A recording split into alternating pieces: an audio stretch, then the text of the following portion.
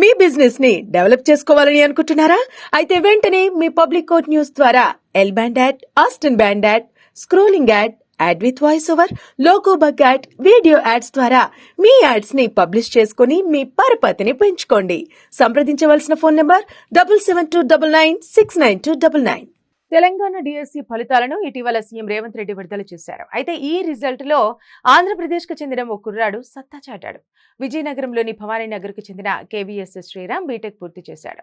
BTech అనంతరం సర్కారీ కొలువు సాధించాలనే లక్ష్యాన్ని నిర్దేశించుకున్నాడు. అది కూడా ప్రతిష్టాత్మకమైన ఉపాధ్యాయ వృత్తిలోకి వెళ్లాలని నిర్ణయించుకున్నాడు. ఈ క్రమంలోనే గత ప్రభుత్వ హయాంలో సచివాలయ ఉద్యోగం పరీక్ష రాసి సచివాలయం సంక్షేమ సహాయకుడిగా ఎంపికయ్యారు. ఉన్న ఊరిలో ఆ ఉద్యోగం చేస్తూనే ఉపాధ్యాయ వృత్తికి సన్నద్ధమయ్యాడు. అయితే పూర్తి స్థాయిలో దృష్టి సాధించలేకపోవడంతో కొద్ది నెలలకే ఆ ఉద్యోగం వదులుకున్నాడు. డిఎస్సి కోసం రాత్రింబవళ్లు కష్టపడి సన్నద్ధమయ్యాడు. ఎట్టకేలకు తన లక్ష్యాన్ని చేరుకున్నాడు. అయితే అదే తెలంగాణ డిఎస్సిలో ప్రతిభ చాటాడు. తెలంగాణలో నిర్వహించిన డిఎస్సి రాసిన కేవీఎన్ శ్రీరామ్ గణితంలో మొదటి ర్యాంకు సాధించాడు. ఆయన 100కు 84 మార్కులు సాధించాడు. అలాగే శ్రీరామ్ 2022, 2023 తెలంగాణ టెట్లోనూ ప్రతిభ కనబరిచాడు.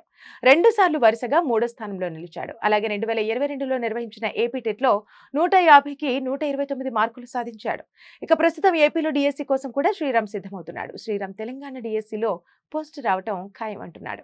మరోవైపు Telangana DSC general ranking list మేరకు జిల్లాలో 1:3 నిష్పత్తిలో ఎంపికైన వారికి ధ్రువపత్రాల పరిశీలన మంగళవారం నుంచి ప్రారంభమవుతోంది. ఈ నెల 1 నుంచి 5వ తేదీ వరకు పరిశీలన జరుగుతుందని అధికారులు తెలిపారు. 1 నుంచి 5 వరకు ఉదయం 10 నుంచి సాయంత్రం 5 గంటల వరకు ఈ ప్రక్రియ జరుగుతుందని చెప్పారు. జిల్లాలు, రోస్టర్ పాయింట్ల ఆధారంగా 1:3 నిష్పత్తిలో అర్హులైన అభ్యర్థులకు SMS, ఈమెయిల్ ద్వారా సమాచారం అందిస్తామన్నారు. అలాగే ఈ జాబితాలు డీఈఓల వెబ్సైట్లలోనూ అందుబాటులో ఉంటాయన్నారు. ధ్రువపత్రాల పరిశీలనకు వచ్చే అభ్యర్థులు విద్యార్హతకు సంబంధించిన సర్టిఫికెట్లు, టెట్, డిఎస్సి, కుల 1 నుండి 7 తరగతుల స్టడీ సర్టిఫికెట్ ఒరిజినల్తో పాటు 2 సెట్ల జిరాక్స్లు తీసుకురావాలని అధికారులు సూచించారు.